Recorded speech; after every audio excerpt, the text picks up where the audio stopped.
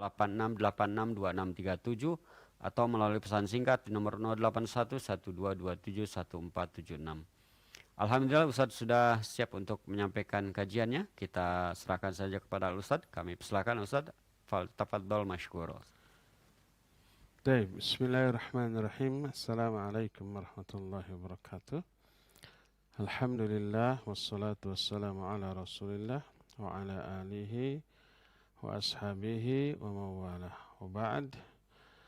Para pendengar radio Tarbiyah Sunnah Bandung yang Allah muliakan, baik melalui radio ataupun Facebook atau YouTube atau Instagram atau media sosial lain di mana saja Anda berada, dan para pendengar radio-radio sunnah lain di kota-kota lain di mana saja Anda berada, dan juga para pemirsa beberapa stasiun TV yang Allah muliakan di mana saja Anda berada, juga para netizen. Alhamdulillah, ini adalah kajian kita yang pertama seusai kita memasuki atau meninggalkan bulan Ramadan yang agung dan memasuki bulan Syawal ini. Setelah libur kira-kira 1 pekan seusai Idul Fitri, kita kembali ke jadwal yang pokok yang tetap setiap hari Senin dan juga hari Rabu pagi. Senin biasa kita membahas masalah akidah yang diambil dari kajian Syarah al-Usul ats-Tsalatsah. Tapi untuk sekarang ini spesial, kita akan membahas dulu ibadah yang kita lakukan di bulan Syawal, yaitu saum Syawal. Tema yang kita ajukan berupa ajakan, saum Syawal yuk. Kenapa? Karena sangat menggiurkan keutamaannya, keagungannya, karunia-Nya, pahalanya di sisi Allah Azza wa Jalla, ya. Pembahasan ini kita akan ambil dari kitab Bulughul Maram susunan Al-Imam Ibnu Hajar Al-Asqalani dalam kitab Siyam dalam bab Saumu Tatawwu' atau saum sunnah, ya, dalam subbab Fadlu Siyami Sittati Ayyam min Syawal, subbab tentang keutamaan saum 6 hari di bulan Syawal. Hadis ini diterima dari Abu Ayyub Al-Ansari radhiyallahu an. Anna Rasul sallallahu alaihi wa alihi wasallam qala man shoma ramadhana thumma atba'ahu sittam min Syawal kana kasyamid dahri. Telah berkata Rasul sallallahu alaihi wasallam, siapa orang yang saum Ramadan kemudian diikuti oleh 6 hari di bulan Syawal, diikuti oleh saum 6 hari di bulan Syawal, maka seolah-olah dia ini saum sepanjang tahun, saum 1 tahun penuh. Hadis ini diriwayatkan oleh Imam Muslim. Dalam kitab Sahih Muslim, hadis ini terdapat pada nomor 1164. Sanad hadis ini adalah sahih. Adapun arti man shoma Ramadhana, siapa orang yang saum Ramadan, yakni atau artinya atamma saumahu, artinya sudah menyempurnakan saum Ramadan sebulan penuh tanpa ada bolong, tanpa ada utang. Kenapa? Li'annahu la yuqalu lirrajuli shoma Ramadan illa idza atammah.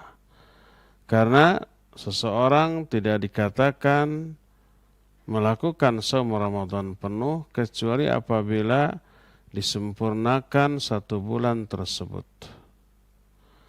Tsumma atba'ahu, kemudian dia ikuti saum Ramadan ini.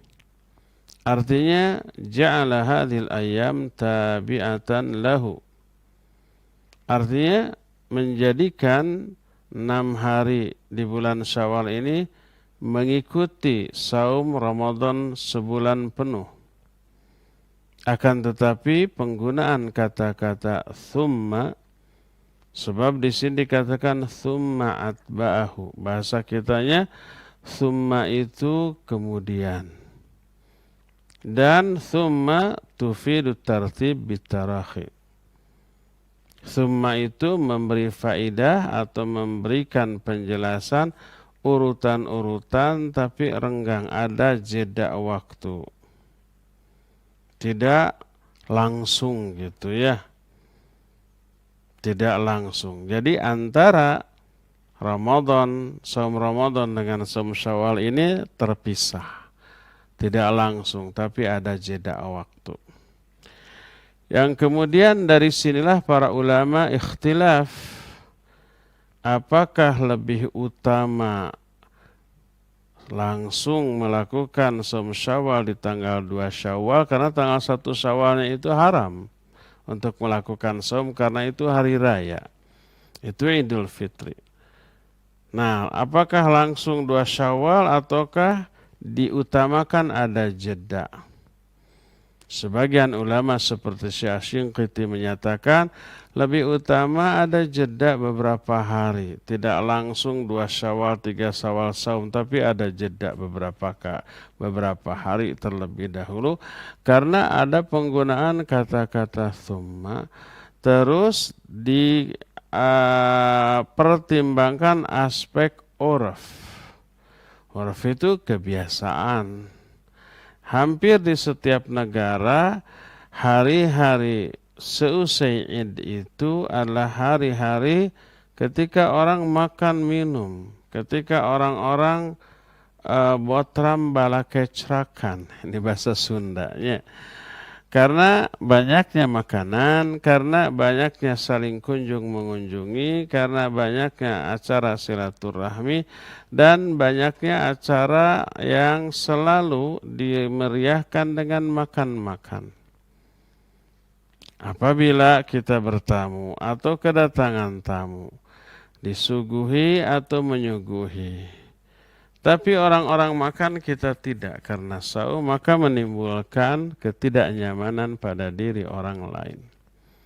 Dari sinilah sebagian ulama menyatakan lebih utama jangan langsung melakukan saum. Karena pertama adanya kata-kata thumma, yang kedua adanya kebiasaan makan minum seusai lebaran beberapa hari. Setelah tradisi ini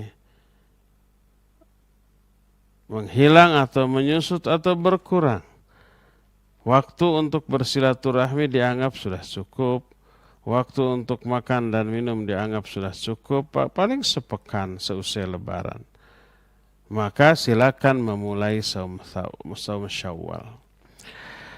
Adapun perkataan sitta min Syawal, sitta min Syawal, kenapa tidak disebut sittatah? Tidak ada huruf tak marbutah. Karena ma'dudnya dibuang. Ma'dud itu kata yang datang setelah adad. Adad itu bilangan. Tidak disebut sittata ayyamin. Tidak. Tapi sitta min Syawal. Tidak sittata ayyamin min Syawal. Ayyaminnya dibuang. Sitta min Syawal. Maka apabila adadnya, apabila ma'dudnya, ma'dud itu kata yang datang setelah bilangan tadi. Bila itu dibuang, maka boleh untuk dimudzakarkan huruf adadnya. Kata adadnya, sitta min Syawal. Tidak harus mu'annats, kecuali kalau disebut ma'dudnya. Ma'dud itu sekali lagi kata benda yang datang setelah bilangan. Kalau ma'dudnya mu'annats, maka adadnya untuk mudzakkar. Kalau ma'dudnya mudzakkar, maka adadnya untuk mu'annats. Seperti ayyam. Ayyam adalah kata yang mudzakkar. Mudzakkar itu untuk laki-laki, jamak dari yaum.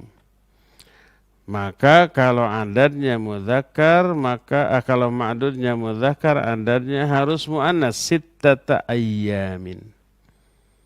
Kecuali kalau ma'dudnya muannas, maka adatnya untuk mudzakkar. Seperti 6 muslimat, sittam muslimat, gitu ya. Nah, jadi kalau tidak disebut maka boleh mudzakkar seperti dalam hadis ini. Tsumma atbahu sitta min Syawal. Lalu diikuti oleh 6 di bulan Syawal. Maksud 6 di sini adalah 6 hari dan hanya untuk siang harinya karena saum hanya dilakukan di siang hari. Maka kata Nabi SAW, kana kasyamid dahr. Orang itu seolah-olah saum setahun penuh. Artinya adalah kana saum Ramadan wa itba'uhu sitta min Syawal kasyamid dahri. Makna dari hadis ini orang yang menyempurnakan saum Ramadan sebulan penuh lalu diikuti oleh saum 6 hari di bulan Syawal, maka pahalanya sama dengan orang yang saum 1 tahun penuh. Saumnya cuma 36 hari, 30 di bulan Ramadan dan 6 hari di bulan Syawal, tapi sama pahalanya dengan saum setahun penuh. Kenapa demikian? Karena Allah menyatakan man jaa bil hasanah falahu asyru amsalihha. Siapa orang yang melakukan satu kebaikan, maka pahalanya dilipat gandakan menjadi 10 kali lipat. Jadi kalau saum 1 bulan penuh di bulan Ramadan itu pahalanya sama dengan saum 10 bulan. Terus diikuti oleh 6 hari. Sama pahalanya dengan 60 hari. 60 hari itu kan 2 bulan. 10 bulan dengan 2 bulan jadi 12 bulan dan itu genap 1 tahun. Atau saum 36 hari Ramadan 30, kemudian 6 hari di bulan Syawal 36 hari. Itu pahalanya sama dengan saum 360 hari dan itu sama dengan 1 tahun. Berdasarkan hal itulah maka yang dimaksud dengan siapa yang saum Ramadan 30 hari ditambah dengan 6 hari di bulan Syawal, maka seolah-olah dia saum 1 tahun penuh. Maknanya saum Ramadan plus 6 hari di bulan Syawal, pahalanya sama dengan pahala saum 1 tahun penuh. Akan tetapi ini hanya dari aspek pahala, tapi tidak bisa menggantikan amalan. Sebagai contoh yang seperti ini teh banyak ya. Sebagai contoh umpamanya ya. Orang umpamanya yang melakukan umpamanya hubungan suami istri ketika ihram, baik umroh ataupun haji, sebelum melakukan tahallul. Apa yang harus dia lakukan? Apakah hajinya, umrohnya batal? Enggak batal. Cuma dia harus apa? Harus membayar dam dengan 1 kambing yang besar atau unta yang besar. Dengan saya menyembelih 1 ekor unta. Lalu ada hadis yang menyatakan siapa orang yang di hari Jumat datang ke masjid yang pertama kali, belum ada orang, masjid itu kosong. Kita yang pertama kali datang, maka pahalanya sama dengan pahala berkurban seekor unta yang besar. Hanya pahalanya. Tapi apakah datang ke masjid pertama kali bisa menjadi pengganti dari dam tadi? Umpama seseorang nih umroh ya, kemudian belum tahalul melakukan hubungan suami istri. Aduh, unta harus dikurbankan, sayang uangnya, akhirnya diganti aja pas hari Jumat dia datang yang pertama kali. Bisa? Tidak bisa. Karena itu hanya sekedar apa? Hanya sekedar besarnya pahala saja, tapi tidak menggantikan amalan pokoknya. Kata Nabi SAW, siapa orang yang bersuci di rumahnya, man tatahhara fi baiti, thumma dhahaba ila masjid Quba. Siapa orang yang bersuci di rumahnya, lalu dia pergi ke Masjid Quba. Masjid Quba itu di Madinah. Maka dia memperoleh pahala sama dengan pahala umroh secara sempurna. Jadi kalau umpama kita mau haji atau mau umroh kemudian ke Madinah dulu. Di Madinah ada kunjungan ke Masjid Quba. Kita di hotel tempat kita nginap, kita mandi atau minimal berwudu. Kemudian berangkat ke Quba, sampai di Quba dia sholat 2 rakaat.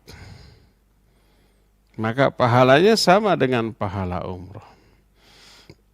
Pahalanya, tapi apakah umrohnya dianggap sudah mencukupi? Ya tidak. Tetap umrohnya harus dilakukan.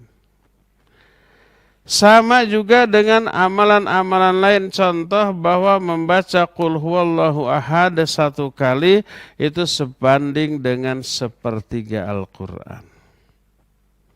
Lalu seseorang di dalam sholatnya membaca Qul huwallahu ahad 3 kali. Berarti sama dengan membaca Al-Quran seluruhnya. Berarti apakah itu cukup tanpa harus membaca Al-Fatihah? Karena Al-Fatihah hanya sebagian kecil dari seluruh Al-Quran.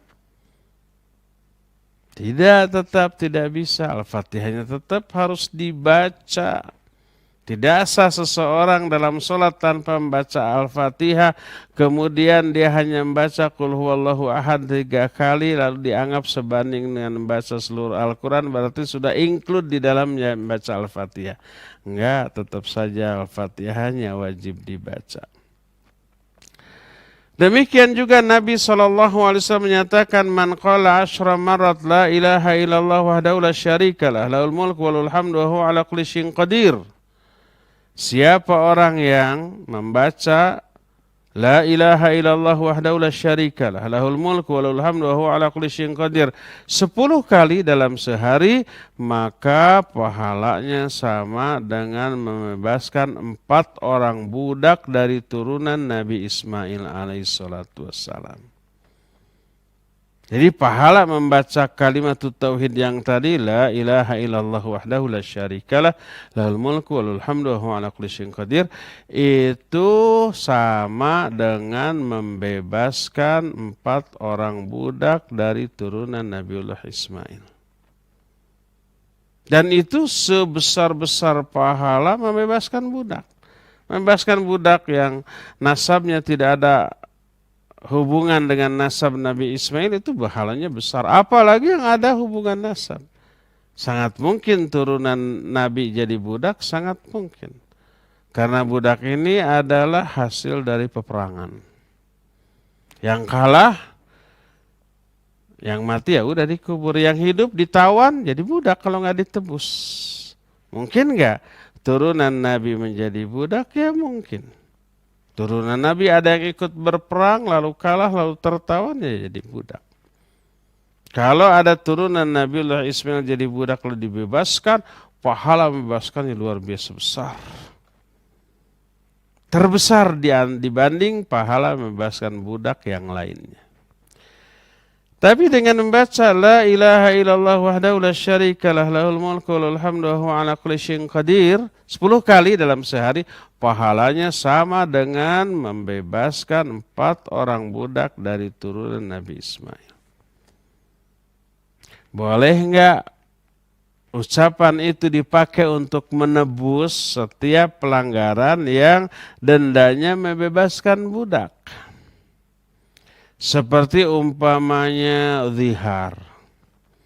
Zihar itu seorang suami bersumpah untuk tidak menggauli istrinya. mulai saat ini saya haram tidak akan menyentuh kamu sedikit pun. Moal noel-noel acan katanya.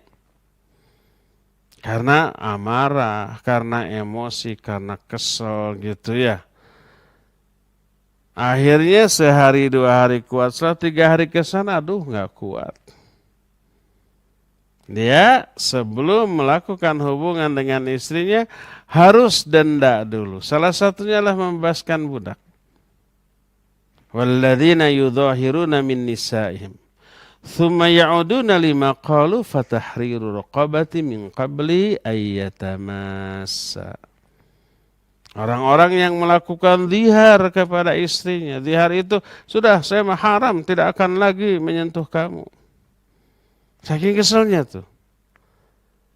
Tapi kemudian dia ingin mencabut kembali ucapannya. Maka fatahriru raqabati min qabli ayyatamassa. Dia harus membebaskan seorang budak sebelum dia menyentuh kembali istrinya. Sebelum dia melakukan hubungan lagi dengan istrinya. Jadi setelah membebaskan budak baru boleh. Boleh nggak membebaskan budak ini diganti dengan 10 kali la ilaha illallah wahdahu la syarika lahul mulku wal hamdu wa huwa ala kulli syai'in qadir, karena itu sama dengan membebaskan 4 orang budak. Jadi bisa menembus 4 kali zihar tuh. Nggak bisa. Termasuk ketika saum Ramadan melakukan hubungan suami istri. Apa dendanya? Bebaskan seorang budak ya. Seorang budak. Salah satunya itu. Kalau tidak bisa, maka saum 60 hari berturut-turut atau 2 bulan berturut-turut. Atau kalau enggak, kasih makan 60 fakir miskin. Nah, boleh enggak? Tenang.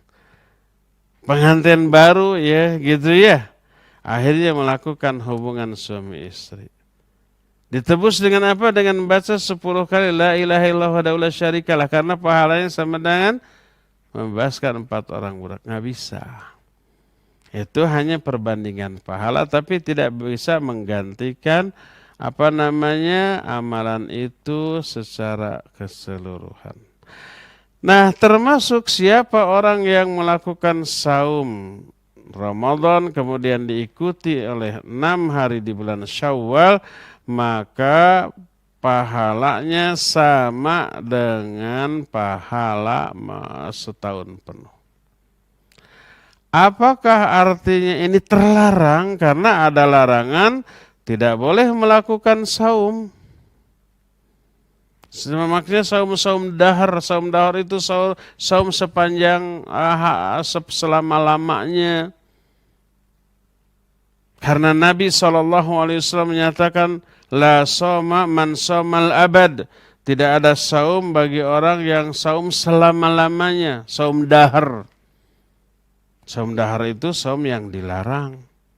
Haram, tidak boleh. Dan tidak berpahala. Hanya lapar, haus, dan lemes saja. Pahalanya nggak ada, bahkan dosa.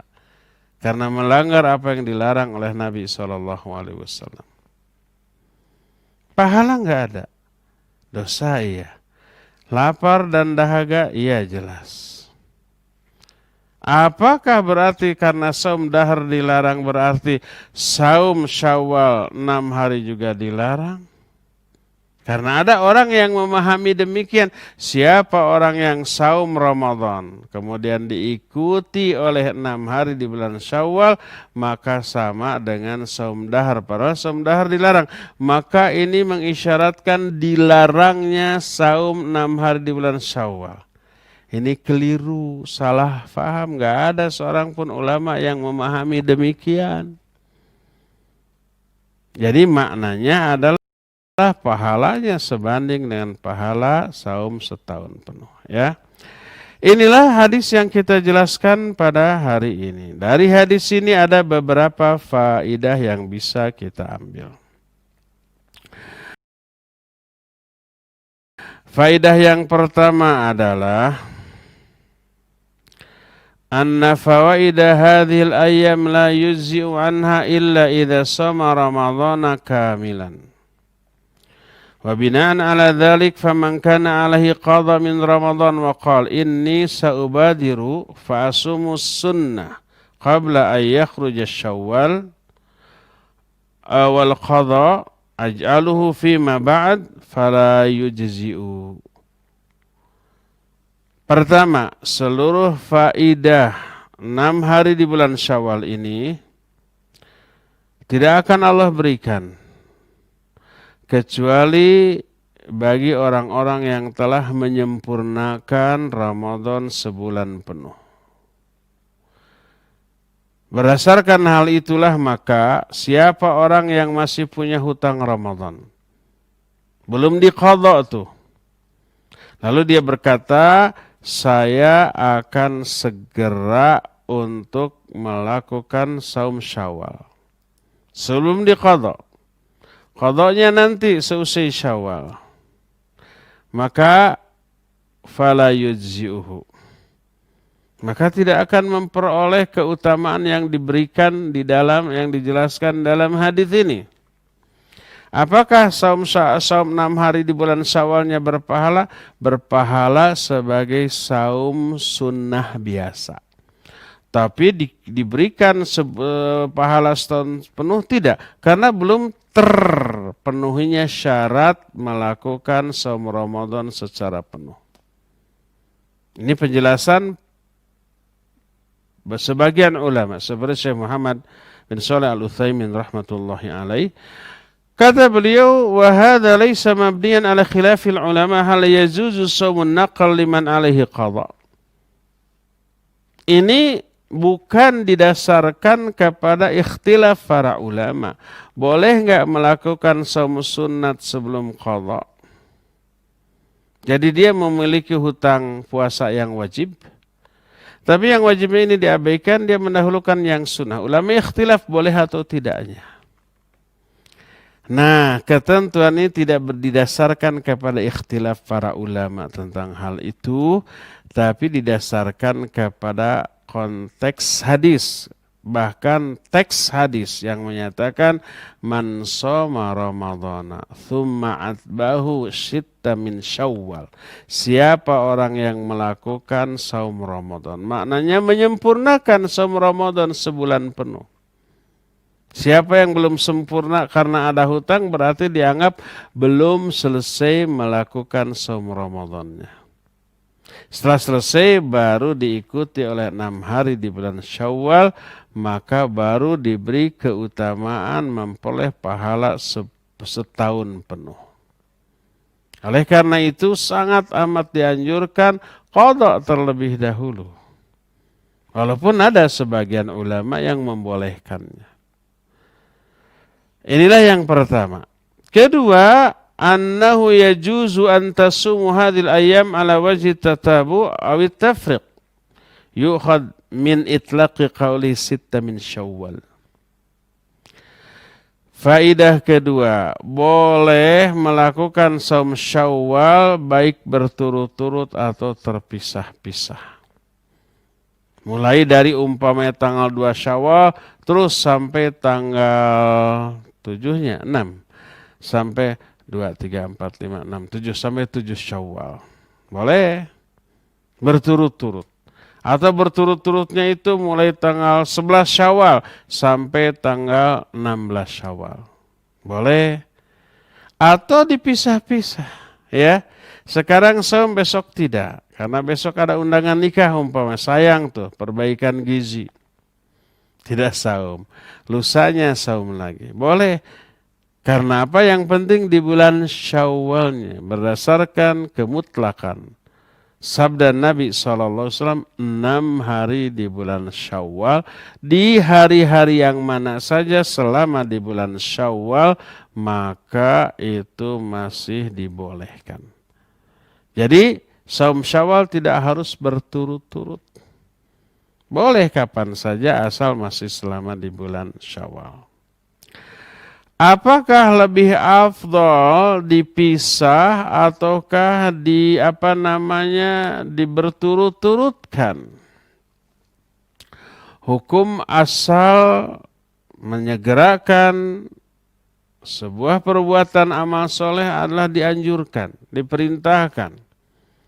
Allah berfirman, wasari'u ila maghfiratim min rabbikum wa jannatin arduhas samawati wal ard uiddat lil muttaqin. Bersegeralah kalian menuju ampunan Allah dan menuju surga yang luasnya seluas langit dan bumi. Disiapkan bagi orang-orang yang bertakwa. Jadi bersegera menuju ampunan Allah, menuju surga, artinya bersegera melakukan amal soleh, amal ibadah apapun bentuknya. Karena semua ibadah, semua amal soleh berefek dua. Yaitu teraihnya ampunan dari Allah dan dijanjikan surga oleh Allah SWT. Oleh karena itulah maka menyegerakan amal soleh itu hukum asalnya lebih baik. Termasuk Shaum Syawal. Menyegerakannya adalah lebih utama. Kecuali apabila menyegerakannya itu ada madarat, maka boleh tidak disegerakan. Apa mungkin menyegerakan amal soleh ada madarat? Ya ada, mungkin saja. Seperti umpamanya dia harus berobat terlebih dahulu. Kalau tidak berobat sih nggak bahaya-bahaya amat. Tapi kalau tidak berobat agak lama kesembuhannya, boleh diundur. Atau tadi ini ada undangan makan-makan yang bila kita saum mengecewakan si pengundang. Ada madarat, ya jangan saum dulu. Tapi kalau tidak ada uzur apa-apa, maka lebih utama bersegera. Adapun perkataan thumma, kemudian, makna kemudian itu tadi kan ada jeda waktu, maka itu sudah terrealisir dengan diselinginya dengan hari Id. Hari Idnya pasti kita kan tidak saum. Maka itu sudah terrealisir dengan hal itu. Begitu Ramadan berakhir, besoknya 1 Syawal kita tidak saum. Itu sudah merupakan jeda. Tidak langsung melakukan saum sehingga tanggal 2-nya melakukan saum, itu sudah memenuhi kata-kata thumma tadi. Terlebih tadi ada pendapat seperti Syekh Asy-Shinqiti menyatakan lebih utama Syawal itu diakhirkan, jangan di awal-awal, karena awal-awal Ramadan adalah hari silaturahmi, hari makan minum, hari menyuguhi atau disuguhi dan seterusnya. Nah, di musim pandemi sekarang kan silaturahmi tidak adanya. Mungkin ada sebagian yang melakukan kunjungan ke saudaranya, ke sanak famili. Tapi umumnya dalam rangka memutus mata rantai penyebaran COVID-19 ini, kebanyakan tidak silaturahmi, tidak mudik, walaupun bertetangga tidak. Yang penting kan hati, ya.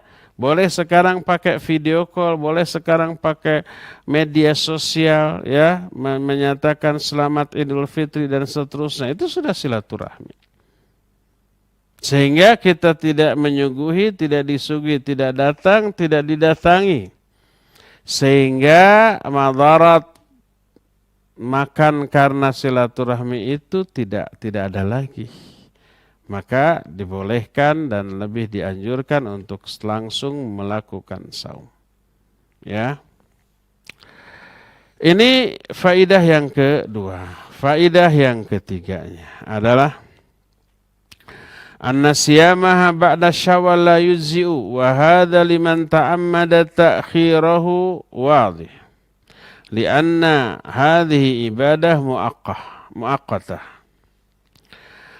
Hadis ini menerangkan bahwa saum Syawal tapi dilakukan di luar bulan Syawal maka tidak boleh. Tidak akan memperoleh pahala saum Syawal. Tapi dia memperoleh pahala saum biasa. Ini bagi orang yang sengaja tanpa uzur untuk mengakhirkannya. Karena saum Syawal ini adalah saum yang sudah ditentukan waktunya, terbatas. Tapi kalau seseorang mengakhirkan saum Syawal karena ada uzur syar'i, sehingga tidak sempat melakukannya di bulan Syawal, sebagian ulama boleh mengqadhanya di luar bulan Syawal. Sebagaimana jangankan yang sunnah, yang fardu pun demikian. Kalau tidak memungkinkan dilakukan di bulan Ramadan, maka boleh saum Ramadan di bulan yang lainnya karena ada uzur syar'i. Demikian juga umpama Syawal. Contohnya, ketika di bulan Syawal seseorang itu umpamanya mengqadha dulu Ramadannya, dicampur dengan menghadiri undangan-undangan nikah, karena banyak orang yang nikah di bulan Syawal, kecuali yang di musim pandemi sekarang. Mungkin ada yang nikah tapi coba di KUA, nggak ada rame-rame, nggak ada walimahnya. Walimahnya nanti kalau pandeminya sudah berakhir. Begitu berakhir anaknya sudah 3. Apa masih mungkin walimah? Ya boleh saja, tidak terlarang. Cuma biasa sudah 3 mas sudah haroream, sudah males gitu ya.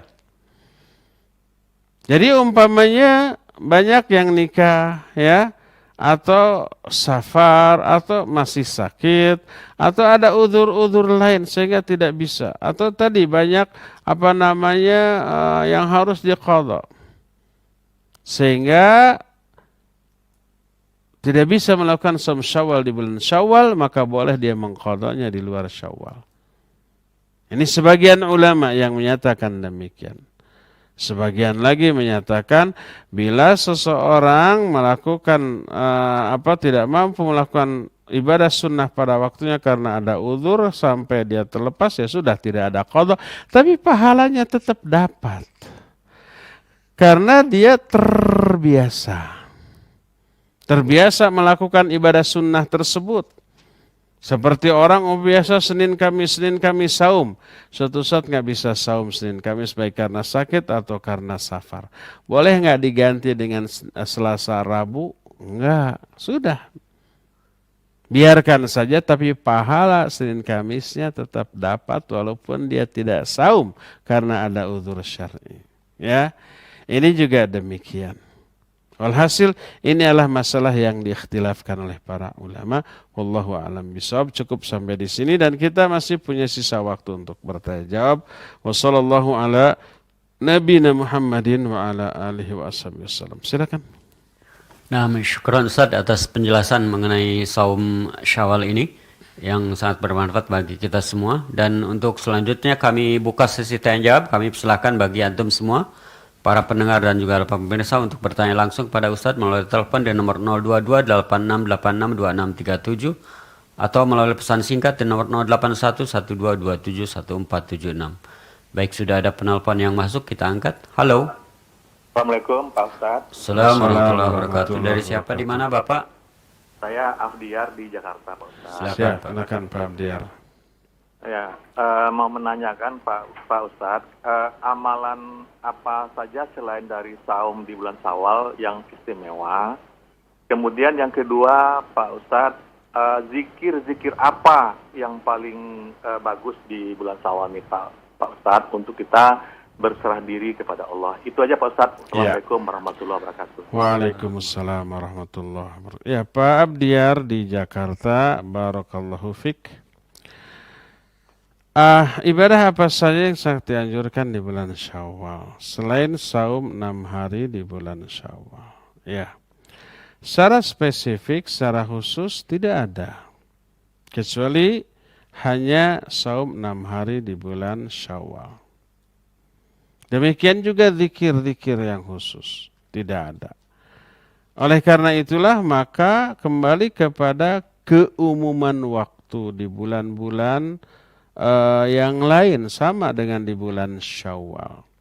Ya, tetap Senin Kamisnya, atau kalau mau saum Daud atau saum Ayyamul Bid, 3 hari di pertengahan bulan 13, 14, 15 di tanggal penanggalan Hijriyah ya. Malamnya tahajud sebagai ganti taraweh, tadarusnya tetap berlanjut, infak dan sedekahnya tetap kita lakukan. Termasuk zikir-zikir harian, zikir pagi dan petang, zikir dalam setiap melakukan aktivitas rutin kita. keluar masuk WC ada zikir, bangun tidur mau tidur ada zikir, keluar masuk rumah ada zikir, naik kendaraan ada zikir, pagi hari ada zikir, sore hari ada zikir ya. Ketika masuk pasar ada zikir, termasuk masuk supermarket mall itu dianggap pasar. Supermarket kan pasar super ya. Pasar gede gitu ya, sama hukumnya dengan memasuki pasar. Ada zikir, kemudian juga ketika hujan ada zikir. Itu berlaku secara umum baik di bulan Syawal atau di bulan yang lainnya. Jadi amal ibadah yang spesifik, ada kekhususan, ada keistimewaan di bulan Syawal, hanya saum 6 hari di bulan Syawal. Adapun selain itu, maka sama dengan amal-amal lain seperti di bulan-bulan lain, termasuk juga tidak ada zikir-zikir khusus yang kita harus baca di bulan Syawal ya.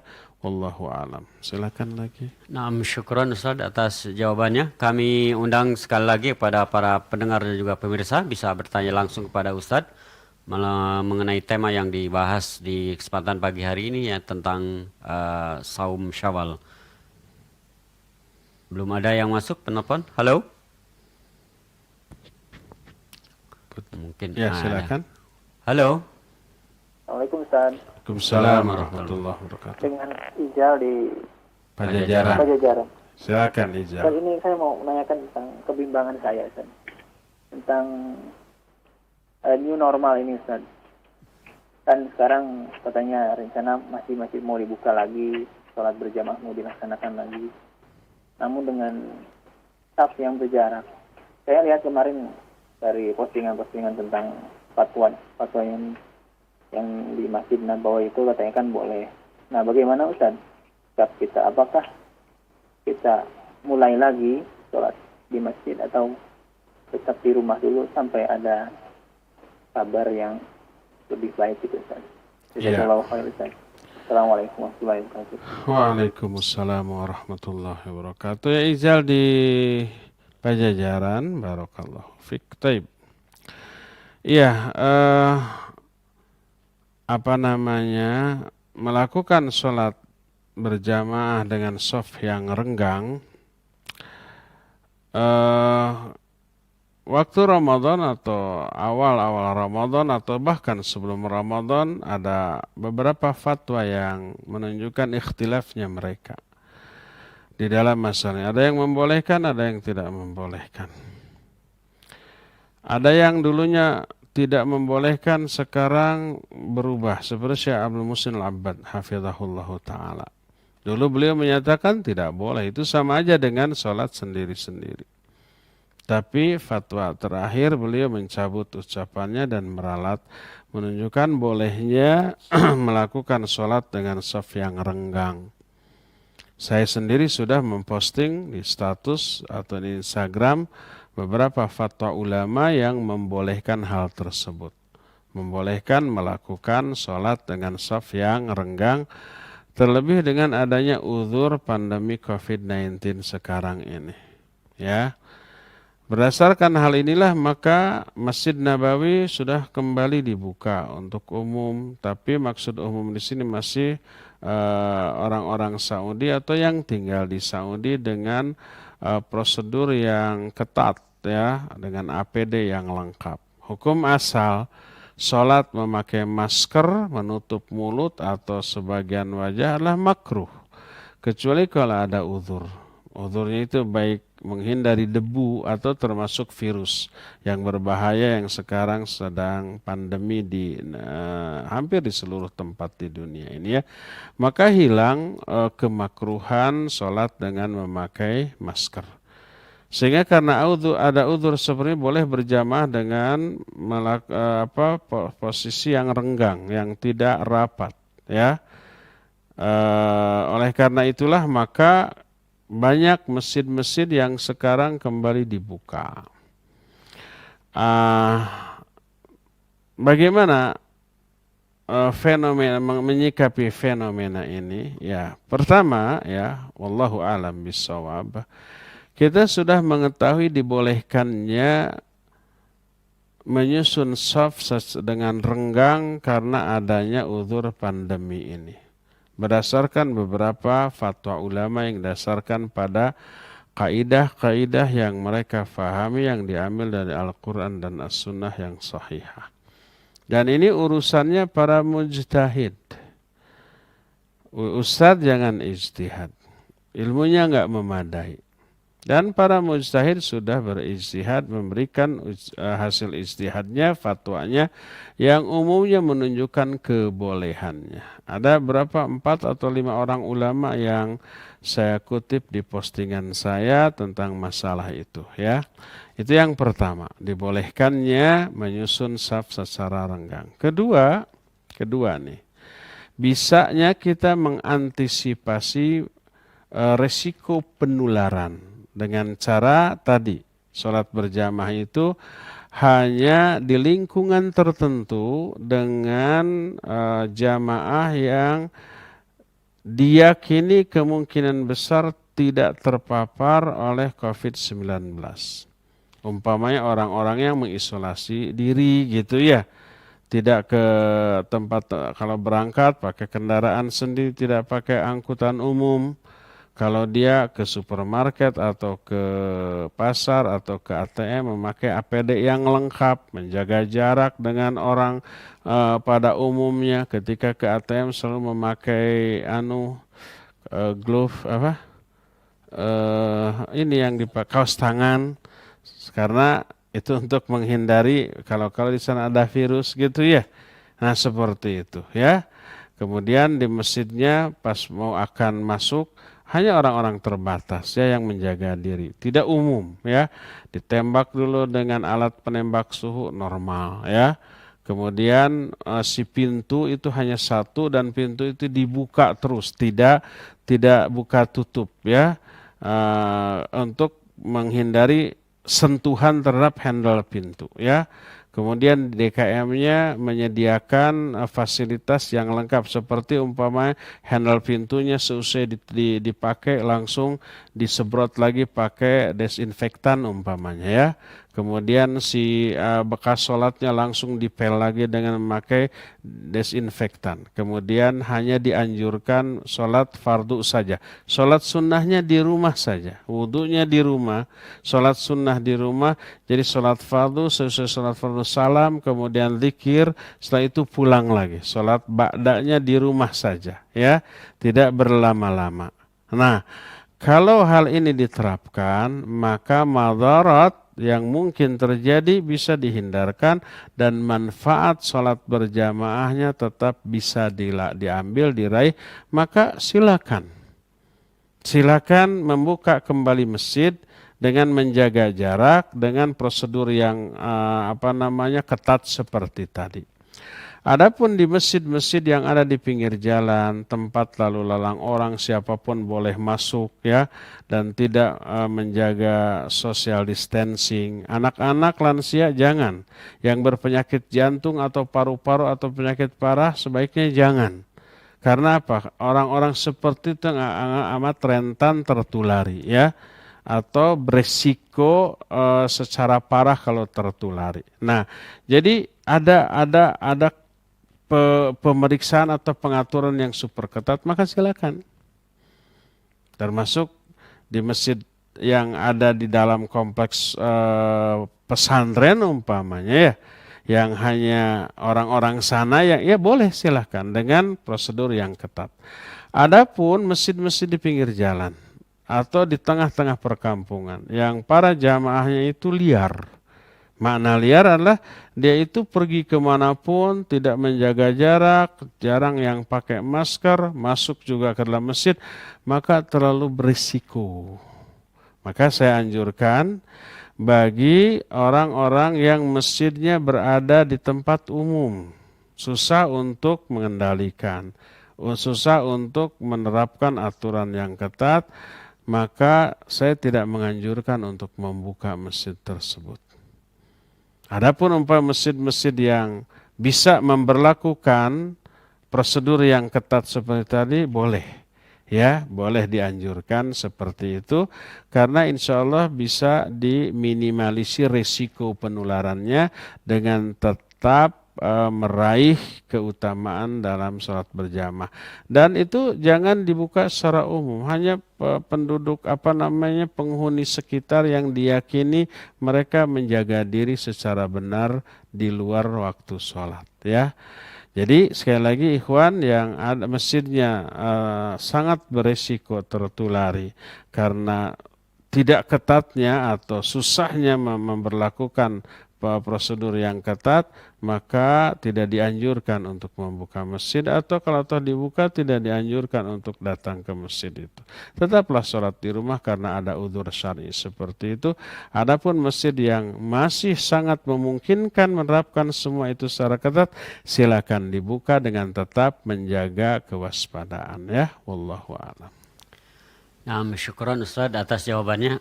Rupanya memang pertanyaan mengenai new normal ini lebih menggelitik para pendengar Ustaz, karena di WhatsApp juga banyak yang bertanya masalah itu. Mudah-mudahan jawaban Ustaz tadi bisa memuaskan para penanya yang sudah menyampaikan pertanyaannya melalui pesan singkat di WhatsApp Radio Tarbiyah Sunnah. Kami kembali undang para pendengar juga pemirsa untuk bertanya langsung pada Ustadz melalui telepon di nomor 022 8686 2637. Kami persilahkan. Halo? Belum ya? Baik, kita beralih terlebih dahulu ke pertanyaan melalui pesan singkat. Ustadz, ada yang bertanya dari slide sawu ini.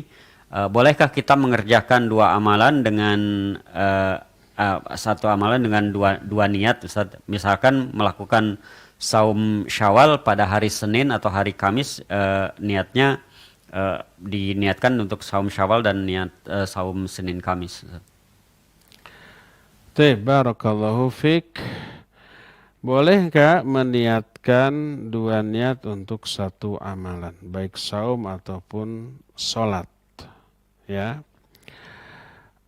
tergantung. Apabila pertama waktunya sama, kedua, tata cara pelaksanaannya juga sama.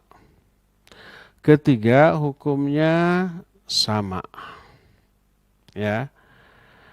Dan keempatnya, dia terbiasa melakukan dua amalan tadi. Maka boleh meniatkan dua niat untuk satu amalan. Seperti contoh umpamanya saum Syawal dan saum sunat Senin Kamis, atau saum Syawal bertepatan dengan 3 hari pertengahan bulan. Itu keempat aspek tadi sama. Ya, pelaksanaannya sama, sauma mau wajib mau sunnah kan itu juga, ya. Waktunya sama, tata caranya sama, hukumnya sama-sama sunnah. Dan yang keempatnya tadi, dua-duanya selalu kita lakukan. Senin Kamis suka, Syawal juga suka, maka dibolehkan. Kecuali kalau salah satu di antara 4 poin tadi berbeda, maka tidak boleh. Seperti qadha Ramadan kan wajib. Sekaligus Senin Kamis, sekaligus qadha Ramadan. Satu wajib, satu sunnah, maka tidak boleh. Atau umpamanya ya punya saum qadha Ramadan, juga punya hutang saum nazar, juga punya hutang saum kifarat. Nah, maka tidak boleh karena berbeda hukumnya, ya. Maka tidak boleh. Oleh karena itulah, maka kalau keempat poin tadi sama, maka boleh untuk meniatkan dua niat untuk satu amalan.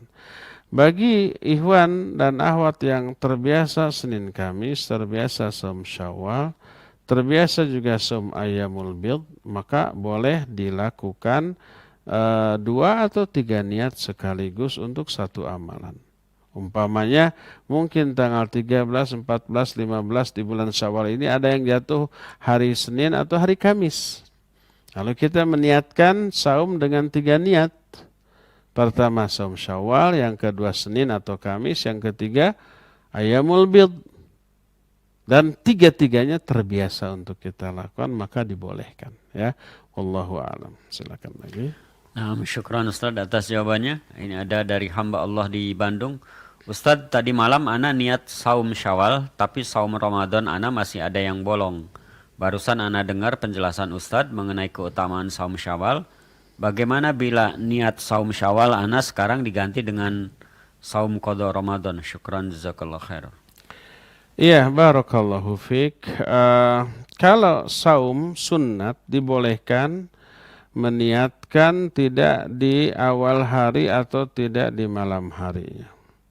Asal dengan syarat pertama belum lewat tengah hari, yang kedua belum mengkonsumsi apapun yang membatalkan saum, belum makan, belum minum. Kalau saum sunat dibolehkan. Adapun saum wajib baik Ramadan ataupun qadha ataupun kifarat yang seperti itu, maka harus diniatkan dari malam harinya dan tidak boleh dirubah. Nah, sekarang ini tadi sudah niat saum Syawal ya. Lanjutkan saja dulu saum Syawal untuk sekarang, besok mulai qadha ya. Besok mulai qadha. Pertimbangannya pertama, memang ada ulama yang berpendapat dibolehkannya melakukan saum Syawal sebelum qadha. Yang kedua itu tadi dilakukan karena ketidaktahuan, sudah terlanjur. Maka lanjutkan dulu sekarang saum Syawal, besok mulai mengqadha ya. Wallahu a'lam. Silakan lagi. Nah, syukran Ustaz atas jawabannya. Kami undang kembali para penelpon yang akan bertanya langsung kepada Ustaz di nomor 02286862637. Ada. Halo. Halo Bapak Ibu. Waalaikumsalam warahmatullahi wabarakatuh. Saya dari Didin, dari Cimahi. Iya. Iya. Mau bertanya, kan saudara saya bulan Juni ini akan menikahkan anaknya. Dan kebetulan saudara saya itu berada di Jakarta, sementara anak yang akan menikahnya berada di Banjaran. Nah, beliau mau memberikan kuasa, bahkan sekarang lagi mengurus surat kuasa ke saya. Nah, itu gimana dikarenakan kondisi sedang pandemi ini, bagusnya untuk menikahkan anaknya itu seperti apa Ustaz? Mohon masukannya atau dari Ustaz. Yang bagusnya gimana? Soalnya saudara saya menyuruh saya untuk menjadikan wakil katanya gitu Ustaz. Jadi itu bagusnya gimana? Mohon masukannya Ustaz. Iya. Jazakallahu khair. Assalamualaikum warahmatullahi wabarakatuh. Waalaikumsalam warahmatullahi wabarakatuh. Iya, barakallahu fiik, Pak Didin ya, di Bandung. Cimahi. Pak Didin itu nanti diberikan amanah mewakili wali untuk menikahkan putrinya gitu ya. Boleh. Kalau memang ada mandat dari walinya ya, dibolehkan. Karena adanya uzur, seperti ada pandemi seperti ini, tidak boleh keluar, tidak boleh mudik, boleh tapi nanti nggak bisa lagi ke Jakarta katanya begitu ya. Pokoknya ada madarat lah. Boleh nggak diwakilkan? Boleh. Ini adiknya kan ya? Adik dari si, Iya, gitu. ya. Jadi paman dari si pengantin ya. Ya boleh. Bagaimana caranya? Ya nanti sebenarnya akan dipandu oleh KUA. KUA itu sudah memiliki perangkat yang lengkap untuk berbagai macam situasi, termasuk situasi taukil wali. Artinya mewakilkan perwalian nikah, menikahkan putrinya ya. Nanti akan dipandu oleh KUA. Tanya saja. Nah, adapun lafadz ijabnya ya menyatakan umpamanya si calon pengantin lelakinya itu Ujang bin Aden, kemudian calon pengantin wanitanya Nyai binti Neng, Nyai binti Neng umpamanya ya. Lafadz ijabnya itu wahai Ujang bin Aden, saya nikahkan engkau kepada siapa tadi? Nyai binti Neng, Nyai binti Ujang binti Agus umpamanya. Nyai binti Agus yang telah mewakilkan kepada saya untuk menikahkan putrinya dengan mas kawin bla bla bla bla dibayar kontan. Dengan mas kawin 1 kilogram emas dibayar kontan. Sudah begitu saja ya. Jadi wahai Ujang bin Aden, saya nikahkan engkau kepada Nyai binti Agus yang Agus ini telah menyerahkan mewakilkan perwaliannya kepada saya untuk menikahkan putrinya dengan mas kawin 1 kilogram emas dibayar kontan. Masih ada di sana ngegunduk. Nanti diberikan ya. Nah, boleh begitu Pak ya. Sah apa tidak? Sah ya. Nanti konsultasikan ke KUA. KUA sudah menyiapkan berbagai macam perangkat untuk segala situasi insyaallah ya. Wallahu a'lam. Silakan lagi. Naam, syukran Ustadz atas jawabannya. Kami kembali mengundang kepada antum yang akan bertanya langsung kepada Ustadz melalui telepon di nomor 02286862637. Ada yang masuk, kita angkat. Halo. Halo, Assalamualaikum. Waalaikumsalam warahmatullahi wabarakatuh. Dari siapa di mana, Bapak? Hari di Kopo, Pak Ustadz. Silakan Pak Hari. Pak Ustadz, gini mau tanya. Waktu saum kemarin, pekan kedua istri saya tuh nggak saum karena emang dia lagi menyusui. Nah, di pekan keempat, dia nggak saum lagi karena lagi haid. Nah, yang mau saya tanyain, apakah pekan kedua, ke-1 dan kedua itu dua-duanya saya harus fidyah atau pekan ke-1-nya saja fidyah, pekan keduanya qada? Itu aja sih Ustaz. Jazakallahu khair. Assalamualaikum warahmatullahi wabarakatuh. Waalaikumsalam warahmatullahi wabarakatuh. Jazakallahu khair. Pak Hari di Kopo. Ya, ketika istri menyusui tanpa haid, dia tidak saum karena menyusui. Maka berdasarkan pendapat yang lebih kuat seperti yang pernah kita bahas di waktu Ramadan, dia wajib untuk membayar fidyah. Bayar fidyah. Tapi pas suatu saat masih menyusui nih, lalu haid. Maka udzur haid lebih kuat daripada udzur menyusui. Maka hitung haidnya itu berapa hari nanti diqadha. Jadi ketika masa haid diqadha walaupun masih menyusui, dan ketika tidak haid tapi tidak saum karena menyusui itu bayar dengan fidyah ya. Dihitung saja berapa hari haidnya dan berapa hari tidak haidnya. Tidak haidnya karena menyusui bayar fidyah, saum karena tidak saum karena haidnya bayar dengan qadha ya. Wallahu a'lam. Nah, syukron Ustaz atas jawabannya. Kita kembali mengundang kami silakan yang akan bertanya melalui telepon di nomor 02286862637. Baik, ada melalui pesan singkat dari hamba Allah di Johor, Malaysia. Bolehkah berpuasa Ayyamul Bid setelah mengerjakan puasa Syawal 6 hari di awal waktu? Jazakallahu khairan. Sangat boleh, sangat dianjurkan ya. Jadi umpamanya setelah kita saum Syawal tanggal 7 selesai. Karena kita mulai dari tanggal 2. Jadi kalau 6 hari tanggal 7 selesai. Ya. Nanti setiap Senin Kamis di bulan Syawal kita saum lagi bagus. Pas Ayyamul Bid di bulan Syawal kita saum Ayyamul Bid ya bagus ya. Silakan, tidak ada larangan bagi orang yang sudah tamat saum Syawal untuk melakukan saum-saum sunnah yang lain baik Ayyamul Bid ataupun Senin dan Kamis. Wallahu a'lam. Nah, syukran Ustaz atas jawabannya. Ada pertanyaan dari Ummu Hanifah. Assalamualaikum Ustaz. 1 Syawal kita takbiran sampai berapa hari takbiran di bulan Syawal Ustaz? Dan kemarin ada yang melakukan sholat utako. Saya baru tahu ternyata ada sholat utako. Sholat apa itu Ustaz?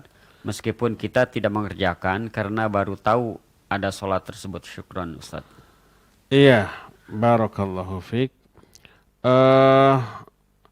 Takbir di bulan Syawal selesai setelah kita selesai sholat Id. Jadi mulai ba'da subuh kita takbir ya, atau dari malam harinya. Selesai kita buka saum maghrib silakan takbir. Asal takbir ini hukumnya sunnah. Tidak boleh melanggar yang haram, mengganggu orang tengah malam gitu ya. pakai mikrofon cecelewengan, orang ada yang sholat, orang ada yang tidur, orang ada bayi yang susah tidur, begitu tidur bangun lagi karena terganggu oleh yang takbiran, ya. Yang takbirannya 1-2 orang di masjid, kadang-kadang hanya kaset yang nyetelnya entah kemana. Oleh karena itulah maka takbir sendiri-sendiri, ya, dengan suara yang tidak mengganggu. Besok pada subuh silakan kenceng-kenceng. Sebab tidak boleh ada yang tidur. Kalau ada yang tidur biar aja diganggu oleh takbir, ya. Nah, sekarang begitu selesai begitu sholat Idul Fitri sudah selesai takbir. Selesai Idul Fitri tidak ada lagi takbir, ya. Ini yang pertama, selesai. Berbeda dengan Idul Adha. Kalau Idul Adha takbirnya terus sampai hari ke-13. Hari apa disebutnya? Hari-hari tasyrik, ya. Dianjurkan untuk tetap bertakbir. Adapun Idul Fitri maka selesai takbir dengan selesainya sholat Idul Fitri. Selesai sholat Idul Fitri ya nggak boleh ada lagi takbir. Itu yang pertama. Kedua, kemarin tanggal 7 ya, 7 Syawal. Ada lagi terdengar takbir di masjid-masjid, disebut lebaran kedua, ya.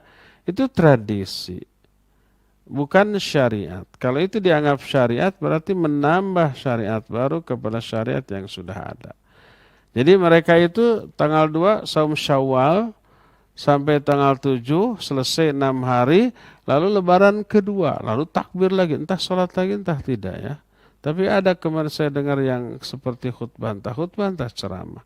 Mungkin ada lagi yang sholat id yang kedua, ya. Dan belum tentu mereka sudah tamat saum Syawalnya. Pokoknya tanggal 7 Syawal mah takbiran lagi gitu, ya. Itu tidak ada dalam syariat. Yang namanya lebaran kedua, ya, yaitu setelah Syawal, ya. Kalau toh disebut id yang kedua, itu id maknawi, bukan id yang hissi. Harus takbir lagi, sholat lagi. Id maknawi itu adalah ketika seseorang tidak bermaksiat kepada Allah, maka itu adalah hari id bagi dirinya. Nah itu maksudnya, ya. Jadi tidak lagi yang namanya lebaran kedua, takbir lagi, apalagi sholat lagi. Yang ketiga ada yang disebut dengan sholat utaqa. Mana utaqa adalah orang-orang yang dibebaskan dari api neraka, ya. Walillahi utaqa'u minan nar. Allah memiliki beberapa hamba yang dibebaskan dari api neraka. Wadzalika kullul lailah. Dan itu setiap malam di setiap Ramadan. Kalau mau apa tadi itu salat utaqa atau apa? Itu mestinya diadakan di bulan Ramadan, karena di bulan Ramadan. Nah begitu masuk ke dalam bulan Syawal nggak ada lagi utaqa, ya. Oleh karena itu istilah utaqa artinya orang-orang yang dibebaskan dari api neraka. Tapi tidak boleh diciptakan, dibuat-buat ritual ibadah baru namanya ibadah utaqa, baik dalam bentuk sholat, sahum atau yang lain-lainnya. Mengadakan sholat utaqa adalah mengada-ada satu amalan ibadah yang tidak dicontohkan oleh Nabi SAW. Yang pertama ditolak. Nabi SAW bersabda, "Man amila amalan laisa alaihi amruna fahuwa radd." Siapa orang yang mengamalkan satu amalan tapi tidak ada contohnya dari aku, seperti sholat utaqa, nggak ada contoh dari Nabi SAW, maka fahuwa raddun, maka itu tertolak, nggak akan diterima, nggak akan dipahalai. Atau jangankan Allah, ya, kita nih punya ladang.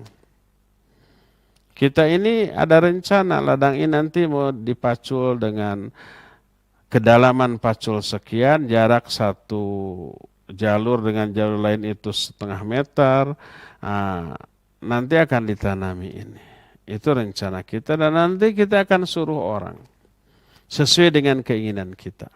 Tiba-tiba ada orang datang bawa pacul, nyangkul dengan cara nyangkul yang tidak sesuai dengan keinginan kita. Kreatif, hihidenganan. Gimana kita? Apa berterima kasih? Terima kasih nih buruhnya. Apa begitu? Enggak, kita akan marah besar. Kamu mah kokolot bedeguk-begok nyanyawanan. Gitu ya. Siapa yang akan memberi upah kepada dia? Enggak nyuruh kok. Ya, lagi pula salah tata caranya. Kita akan marah. Apalagi Allah yang maha sempurna. Allah sudah bikin agama ini sedemikian rupa. Yang paling sempurna. Al-yauma akmaltu lakum dinakum. Sudah aku sempurnakan agamaku. Mana sempurna nggak boleh ada penambahan, pengurangan atau perubahan. Tiba-tiba ada orang yang bikin-bikin yang tidak diperintahkan oleh Allah dan Rasulnya. Marah nggak? Ya pasti marah ya. Allah berfirman, kata Allah Azza wa Jalla ya, falyahdharil ladzina yukhalifuna an amri an tusibahum fitnatun aw yusibahum bi'adzabin alim. Hendaklah orang yang menyimpang dari contoh dari Nabi itu takut. Orang yang mengada-ada perbuatan baru dalam agama ini adalah takut bahwa mereka akan ditimpa fitnah atau akan ditimpa azab yang sangat pedih. Dosanya besar karena kelancangan kepada Allah Azza wa Jalla ya. Demikian wallahu alam, cukup ya sampai di sini, waktunya sudah mencukupi. Insyaallah kita akan sambung di hari Senin yang akan datang. Subhanakallahum bihamdik asyhadu an la ilaha illa anta astaghfiruka wa atubu ilaik walhamdulillahirabbil alamin. Wassalamualaikum warahmatullahi wabarakatuh. Waalaikumsalam warahmatullahi wabarakatuh. Syukran jazakallahu khair. Kami haturkan kepada Al-Ustaz Abu Haidar As-Sundawi hafizahullah taala atas ilmu yang telah disampaikan di kesempatan pagi hari ini dan juga yang telah berkenan menjawab pertanyaan-pertanyaan bagi para pendengar juga pemirsa baik melalui telepon maupun juga melalui pesan singkat. Mudah-mudahan bermanfaat bagi kita semua apa yang disampaikan Ustadz di kesempatan pagi hari ini, dan semoga Allah Subhanahu wa taala selalu memberikan perlindungan dan juga kesehatan bagi Ustadz dan keluarga dan juga bagi kaum muslimin dimanapun antum berada. Akhwatul iman azanallah wa iyyakum, kami juga menghaturkan terima kasih syukran jazakallahu khair kepada para pendengar juga pemirsa dimanapun antum berada, baik melalui Radio Tarbiyah Sunnah 1476 AM maupun juga Tarbiyah Sunnah Channel serta beberapa channel radio dan TV yang ikut menilai di kesempatan pagi hari ini. Terima kasih atas segala kebersamaannya dan kita insyaallah akan berjumpa kembali dalam kajian-kajian kita selanjutnya di hari-hari mendatang insyaallah. Ikhwatul iman azanallah wa iyyakum, demikian yang bisa kami haturkan. Kami mohon maaf atas segala kekurangan dalam penyiaran kami di kesempatan pagi hari ini. Banyak sekali pertanyaan-pertanyaan baik melalui telepon maupun juga pesan singkat. Kami tidak bisa mengangkatnya dikarenakan keterbatasan waktu. Insyaallah kita akan berinteraksi kembali dengan Ustaz Abu Haidar di kesempatan yang akan datang dan di kajian-kajian yang akan dilaksanakan di hari-hari mendatang. Kita tutup dengan doa kafaratul majelis. Subhanakallah wa bihamdika asyhadu an la ilaha illa anta astaghfiruka wa atubu ilaik. Assalamualaikum warahmatullahi wabarakatuh.